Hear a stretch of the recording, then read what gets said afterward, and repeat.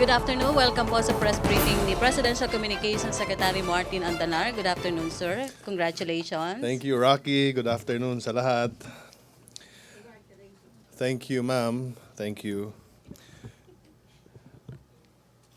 Change has indeed come and is being felt by our people. We welcome the September 2016 Social Weather Station survey showing families rating themselves as poor fall to 42%, estimated at 9.4 million families, from the 45% estimated at 10.2 million in June 2016. This is the lowest self-rated poverty rate since March 1987. The same September survey likewise revealed new record low of 30%, estimated at 6.7 million families, consider the type of food they eat as poor or mahirap, from 31% estimated at 6.9 million families in June 2016. For the past 100 days since his assumption, President Duterte has been finding ways to make economic growth work for the poor with focus on the country's 10 poorest provinces. The Duterte administration reaffirms the state policy to preserve prime agricultural lands to ensure food security. The Presidential Agrarian Reform Council, or PARC, has finally convened. The Department of Agriculture, on the other hand, has gone back to its basic mandate, that is, to produce food for the country. We released billions worth of former idle farm equipment within 2 months nationwide and awarded millions worth of credit policy and agri-fishery projects to farmers and fishermen and scholarship to their children. We have made a strong start and we expect to continue making headway. Corollary to this, we thank the Filipino people for their continuing show of approval and trust to the President and his administration, as reflected in Pulse Asia's 86% on both presidential approval and trust ratings. This shall be a source of strength and inspiration for the President and us who are part of this entire team to roll up our sleeves and channel all our energies to rid society of drugs, crime, terrorism, and corruption. And again, let me take this opportunity to express my sincerest gratitude to everyone, the President for his trust and confidence, fellow members of the Cabinet, colleagues, friends, my family who supported and prayed for my confirmation. Maraming salamat po. Lastly, the President signed the Administrative Order Number 1, creating the Presidential Task Force on violations of the right to life, liberty, and security of the members of the media. Whereas Article 2, Section 11 of the 1987 Constitution declares that the state values the dignity of every human person and guarantees full respect for human rights. Let me correct, Section 2, Article 2, Section 2. Whereas Article 3, Section 1 of the 1987 Constitution provides that no person shall be deprived of life, liberty, or property without due process of law. Whereas Article 3, Section 2 of the 1987 Constitution provides that the right of the people to be secure in their persons, houses, papers, and effects against unreasonable searches and seizures of whatever nature and for any purpose shall be inviolable. Whereas Article 3, Section 14 of the 1987 Constitution provides that no person shall be held to answer for a criminal offense without due process of the law. Whereas Article 3, Section 18 of the 1987 Constitution provides that no person shall be held to answer for a criminal offense without due process. Article 3, Section 18 of the 1987 Constitution provides that no person shall be detained solely by reason of his political beliefs and aspirations.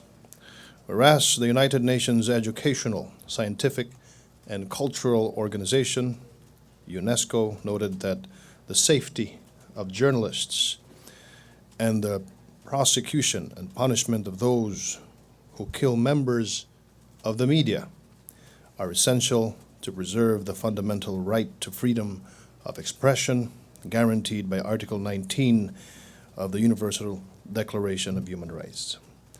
Whereas the Philippines is a party to various treaties, including the International Covenant on Civil and Political Rights and the Convention Against Torture and Other Cruel, Inhuman, or Degrading Treatment or Punishment, which recognize every person's inherent right to life, that no one shall be arbitrarily deprived of life, and that no one shall be subjected to torture or to cruel, inhuman, or degrading treatment or punishment, and that everyone shall have the right to freedoms of opinion and expression. Whereas in May 2015, the UNESCO revealed that on average, one journalist is killed every week around the world. And the Committee to Protect Journalists reported that Philippines ranks third in the world in terms of journalists killed in the line of duty. Whereas according to the Human Rights Watch 2014 World Report, the Philippines remains to be one of the most dangerous places in the world to be a journalist, and that killing and enforced disappearances remain a serious problem in the Philippines and rarely result in a successful prosecution and punishment of the perpetrator. Whereas the continuing attack on the media workers is not only erosive of press freedom and free expression, but also impedes the flow of information in a community. Whereas a free press and media perform the necessary function of providing accurate, fair, relevant information, which is vital for a free citizenry to perform its duty of monitoring government actions and communicating its views in the government. Whereas the murders and violent incidents against journalists create an impression of culture of impunity, wherein security establishments of the state and non-state forces have been accused of silencing through violence and intimidation legitimate dissent and opposition raised by members of the press, along with those who belong to cause-oriented groups, political movements, peoples, and non-government organizations, and by ordinary citizens. Whereas most of these violations remain uninvestigated and unresolved or unsolved, with the perpetrators unidentified or unprosecuted, giving rise to graver impressions of impunity and the commission of more violent crimes. Whereas it is highly exigent that these unsolved cases of grave violations of the rights to life, liberty, and security of persons are revisited, investigated, and prosecuted until final judicial determination and penal conclusion. Finally, whereas the President or the present administration declares as a matter of policy that all of these forms of political violence and abuses of power, whether by agents or elements of the state or non-state forces against members of the so-called Fourth Estate, must stop, and towards this end commits to establish a government-wide program of action where the whole system of the bureaucracy is involved in the efficient, coherent, and comprehensive resolution and unsolved cases of violence in the form of killings, forced or enforced disappearances, torture, and other grave violations of the right to life, liberty, security of persons against the members of the press. Now therefore, the President, Rodrigo Roa Duterte, by virtue of the powers vested in him by the Constitution and by law, signs the creation of a presidential task force against media killings, or the Presidential Task Force on Violence Against Media Workers, which shall have the mandate of ensuring a safe environment for media workers. And it shall be composed of the following: Chairperson, the Secretary of the Department of Justice. Co-chairperson, the Secretary of the Presidential Communications Operations Office. Members, Secretary, Department of Interior and Local Government. Secretary, Department of National Defense. Solicitor General, Executive Director of the Presidential Human Rights Committee. Chief of Staff of the Armed Forces of the Philippines, Director General of the Philippine National Police, and the Director of the National Bureau of Investigation. The Presidential Task Force shall invite the Chairperson of the Commission on Human Rights, or CHR, and the Ombudsman as observers and resource persons. The Presidential Task Force shall likewise invite the following as observers and resource persons: the President of the National Press Club, or NPC, the President of the National Union of Journalists of the Philippines, or NUJP, the President of the Kapisanan ng mga Broadcaster ng Pilipinas, o KBP, and the President, Publishers Association of the Philippines Incorporated, or PAPI, and Chairperson President of the Philippine Press Institute. I will give you a copy of the entire AO. It's AO number 1, and it says here at the end, signed by the President on the 11th day of October in the year of our Lord, 2016. Thank you. Any question about the AO? Other issue? Rose Novenario? About AO. Dexter Ganibe? Secretary, good afternoon. Hello. Meron na po bang naiset na date kung kailan magko-convene itong itong mga members ng task force? I was on the phone with SOJ, Vit Aguirre, at napag-usapan po namin na most likely after we fly back from China. Sir, may mga nakalatag na po ba kung ano mga cases itong uunahin ng mga media killings? Yun ang mga pag-uusapan natin, pero definitely nandyan po yung Maguindanao Massacre, kasama ho dyan. Lahat, wala ho tayong palalampasin. Okay. Rose Good afternoon. Novenario? O halimbawa sa Maguindanao Massacre, sir, di ba nasa court na yon? Yung past media killings po na wala pa sa antas nung prosecute ng piskal o kaya ng korte, pwede pong uunahin ho ba yun o ano? Kasi yung mga controversial cases, I understand, di ba nasa court na sila? Oo. Yes, pag-aaralan po namin ito. At sisiguraduhin namin na we are all in one page with all of the departments na kasama po dito sa ating task force. Thank you. Ian, microphone please. Thank you. Ito po, gusto pong basahin yung section 4, Rose. No? The function, inventory of cases. For the first 30 days, the Presidential Task Force shall conduct an inventory of all the cases of violence against media workers perpetrated by state and non-state forces alike from all government sources. For example, the investigative and prosecutorial government offices, including the National Prosecution Service, the Solicitor General, the Ombudsman, CHR, PNP, NBI, AFP, People's Law Enforcement Board, the National Police Commission, or NAPOLCOM, PNP Internal Affairs Service, the Judiciary, and all others, for purposes of categorizing said cases as follows. Number 1, unsolved cases. Number 2, cases under investigation. Number 3, cases under preliminary investigation. Number 4, cases under trial. And number 5, cases under appeal.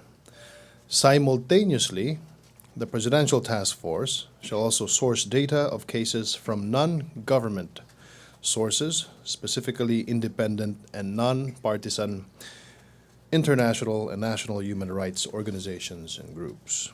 In determining which cases are to be included in the inventory, the Presidential Task Force shall draw upon guidelines for the consideration of doubtful cases. Ian, Sir, how about po yung mga online threats po sa journalists nga natatanggap po ngayon na who are critical po, yung mga reports po nila who are na critical po sa administration po? Kasama po ba yun? Yung mga nabanggit lang po na inventory of cases yung kasama dito. Okay, sir. follow-up, Dexter? May follow-up issue pa about administrative order. Benji Liwanag, Ace Romero. Follow-up ko lang dun sa sinabi ni Ian. Kasi we're talking about security of the media.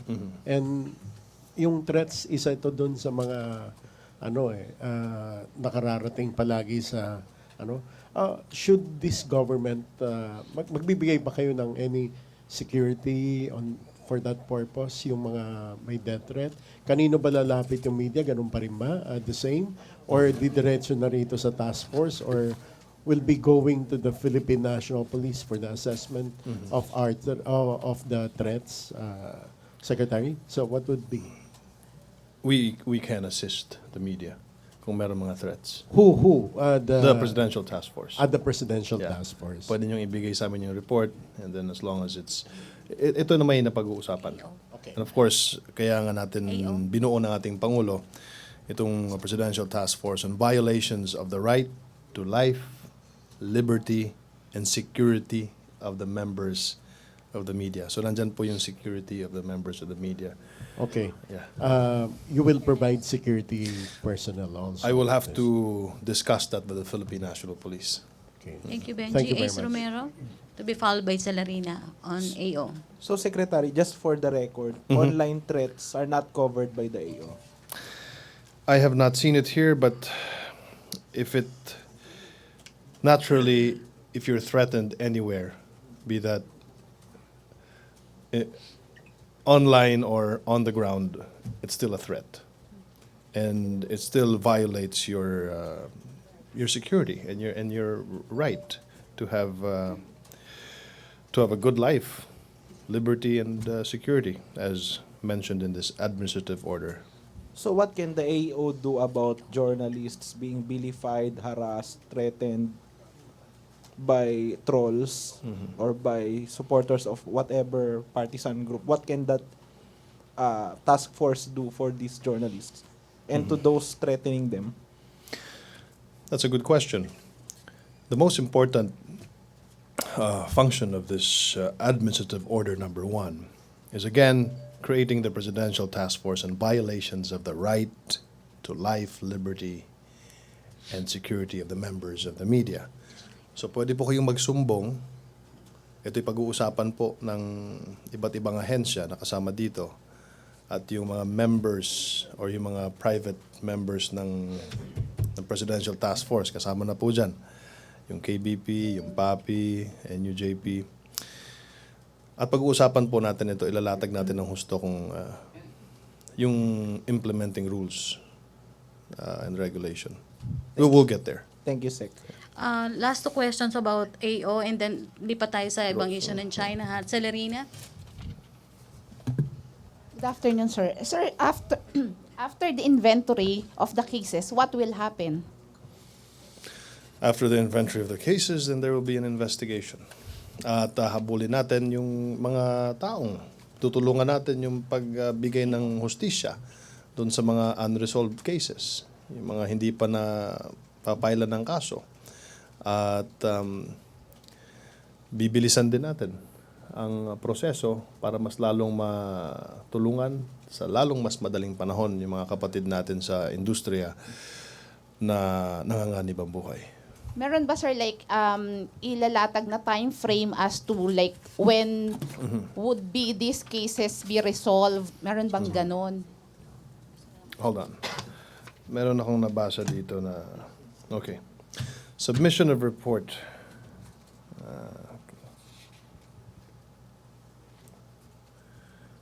Dahil lang kasi monitoring and reporting to the Presidential Task Force of cases.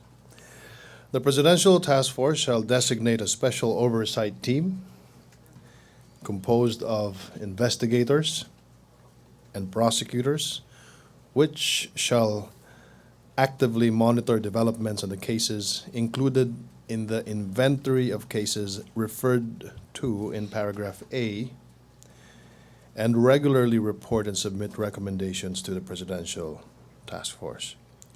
D, receive and monitor reports on media workers in danger and provide them protection. Ito yung tanong mo kanina, Benji. The Presidential Task Force shall receive reports from groups, citizens, and individuals regarding media workers in danger. The Presidential Task Force may receive from media workers reports or notices of the latter's deployment or assignment in hostile or dangerous areas, including areas under military operations or armed conflict. And after receiving such reports, the Presidential Task Force shall conduct monitoring and, if warranted, provide the necessary assistance to the media workers concerned in accordance with existing laws, rules, and regulations. E, investigation of prosecution of new cases. The Presidential Task Force shall also designate a special team of investigators and prosecutors exclusively for new cases for the immediate investigation and prosecution of the perpetrators. Cases referred to or filed with CHR or the Ombudsman shall be monitored by this special team for action on CHR and Ombudsman resolutions on said cases if applicable.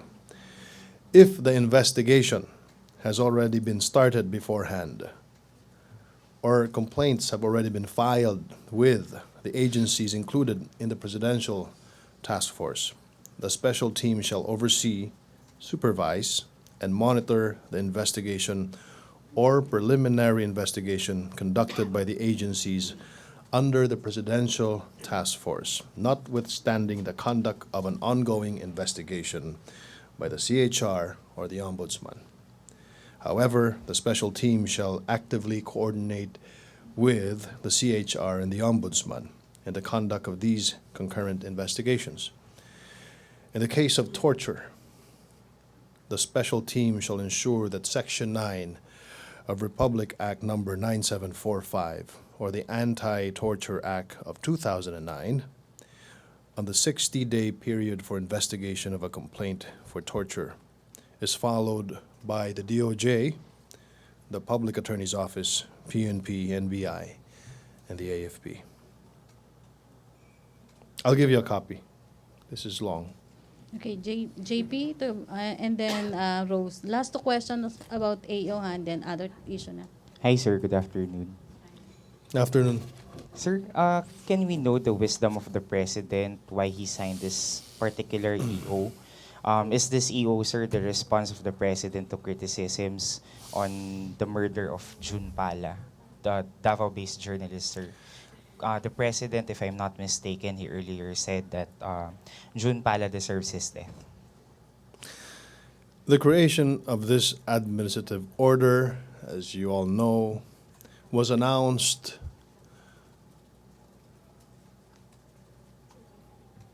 two weeks before the president took his oath, and I announced it in Davao as one of our plans for the PCOO.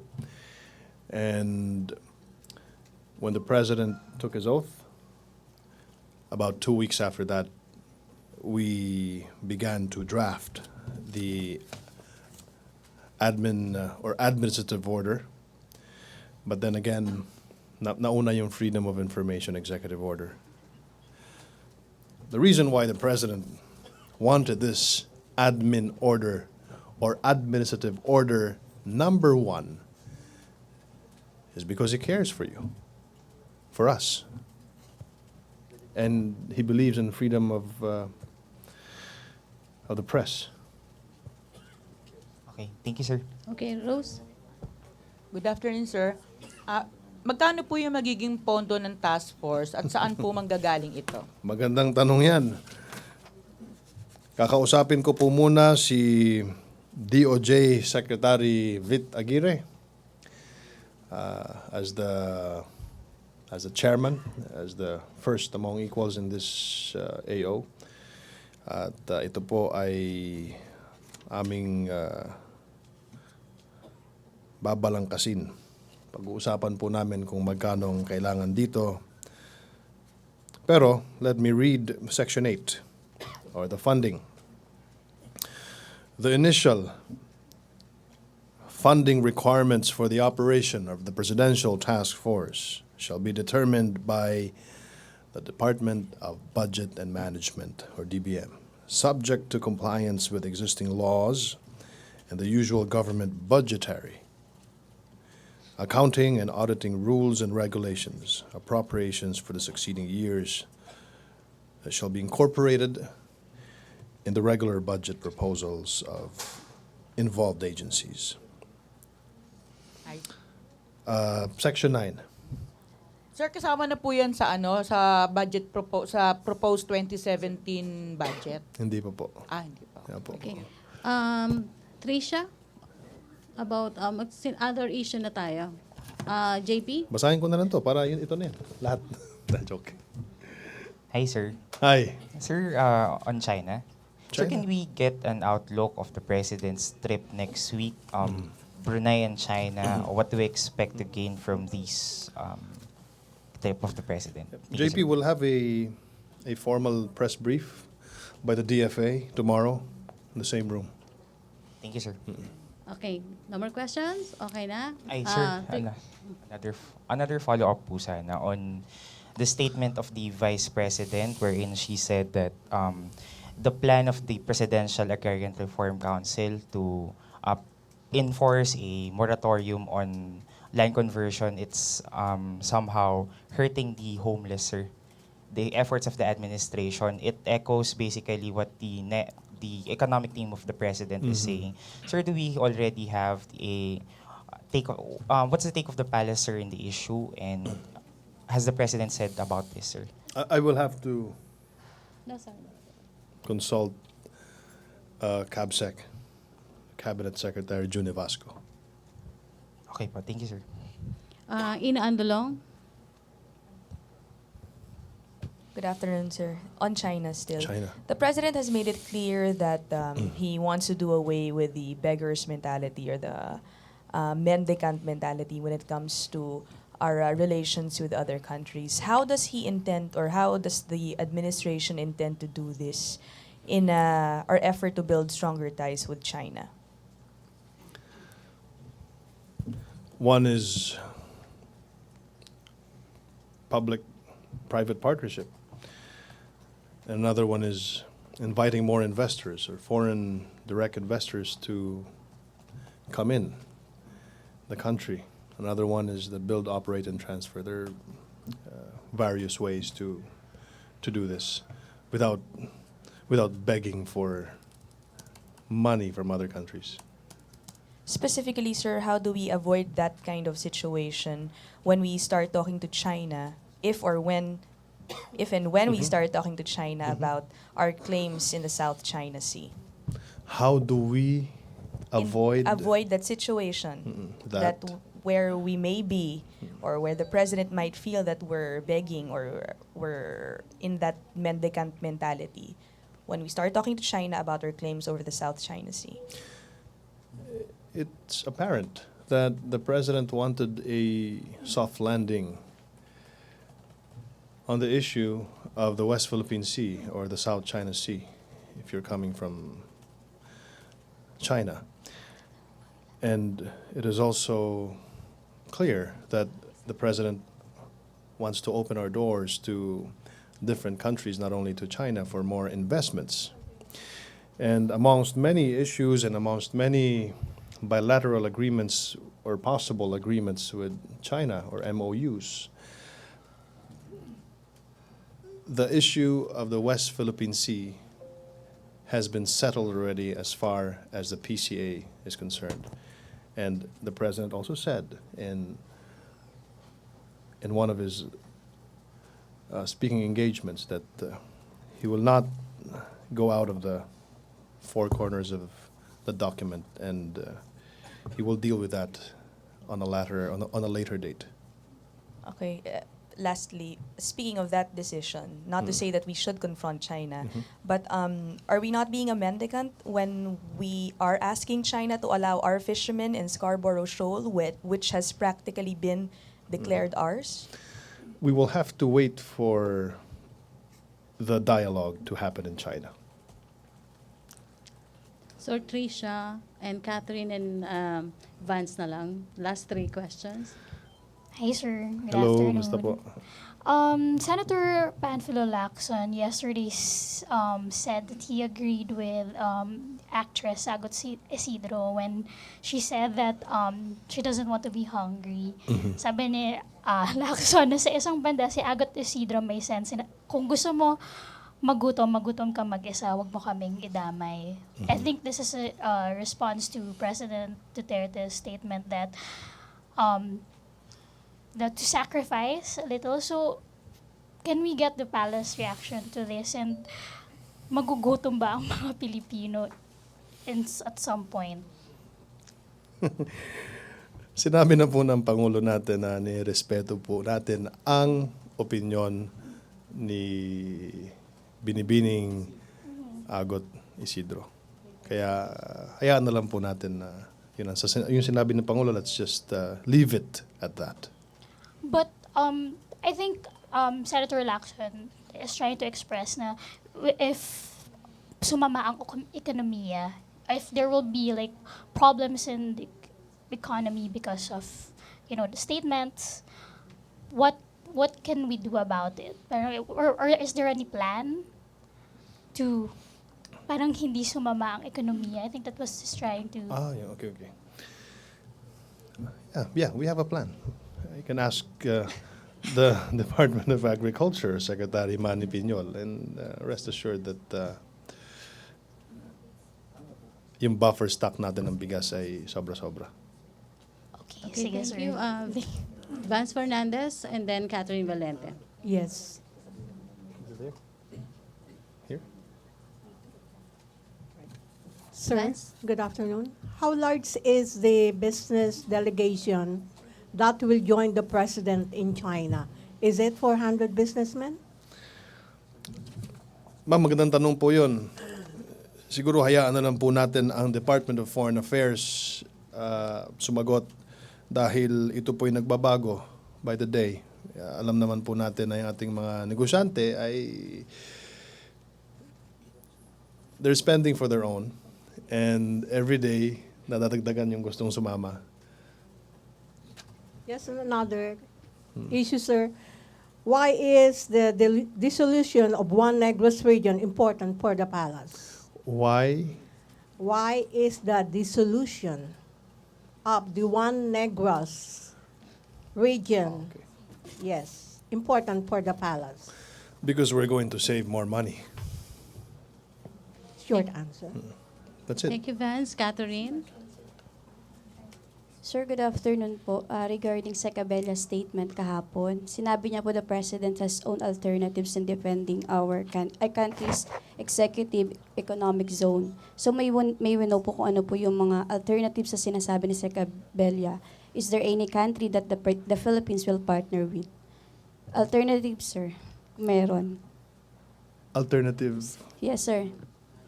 Sa joint patrol, sir. Kasi he's reacting about Justice Carpio's suggestion that we should continue the joint patrol in South China Sea. Sabi niya daw po, the President has own alternatives. So may we know po kung ano po yung mga alternatives na yon.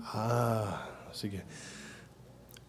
We leave it up to the Department of National Defense to clarify these issues. I cannot answer Pero for the DND. Otherwise, I'd be pulling answers from the air. Okay, thank you, Catherine. Secretary, okay na ba tayo? MPC? Sino pa? Okay. Last two, Hannah and Trisha. Si Sige. Ana. Sir, kasama po ba si former President Ramos sa China trip? Special envoy po ng Pangulo. Nung nag-usap po kami ni former President Fidel V. Ramos nung nakaraang Sabado, ang sinabi niya po ay hindi siya sasama. Sinabi po niya ang dahilan, sir? Hindi niya sinabi yung dahilan kung bakit hindi siya sasama, pero I believe that it is about giving respect to our current President, Rodrigo Duterte, sapagkat kung dalawang presidente po ang pupunta doon, siyempre, I see. posibleng mahati yung atensyon. Pero nananatili po yung pagiging special envoy po Yeah, niya. we just had a security cluster meeting last Saturday. Alright. Okay, last question, Trisha. Sir, ito na lang. Obama Senior U.S. Diplomat for East Asia, Assistant Secretary of State Daniel Russell said that there is a lot of noise and a lot of stray voltage in the media regarding the president's statements, and well, some of them are a bit like alignment or like a bit anti-U.S. So how are you, your office, making sure that the statements of the president would be is it clarified or hindi madaling misinterpret? Mm-hmm. How are you handling those statements? The chief communications architect and the chief foreign policy, the architect of the foreign policy of this country, is the president himself. So kung ano pong sasabihin ng ating Pangulo, that's policy and that's what we follow. Okay. Sige, sir. Thank you. Okay, thank you. And Secretary, meron naglalas.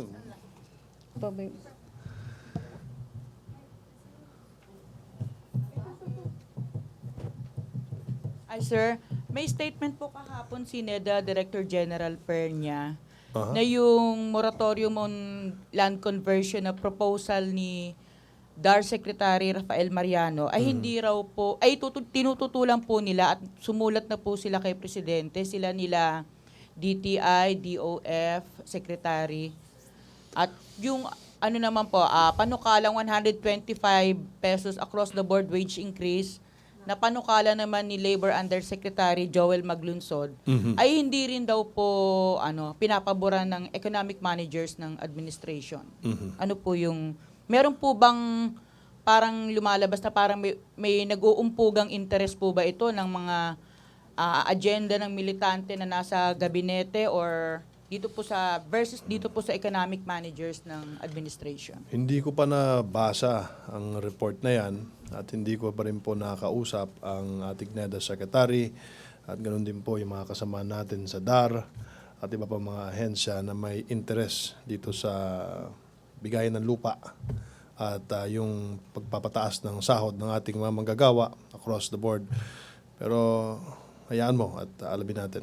Kasi po sa briefing dito ni Kapaeng, after nung Presidential Agrarian Reform Council, ipinangako po raw ni Presidente na pipirmahan niya yung yung memorandum or executive order ng moratorium on land conversion. Yun po yung basis doon. Antayin po natin yung pirma ng ating Pangulo, if that's the case. Okay. Thank you, Rose. Thank you, Presidential Communications Secretary Martin Andanar. Salamat Thank po. you, MPC, back Thank to our you. main studio sa Radyo ng Bayan at PTB4. Congratulations. O yung pansit. News.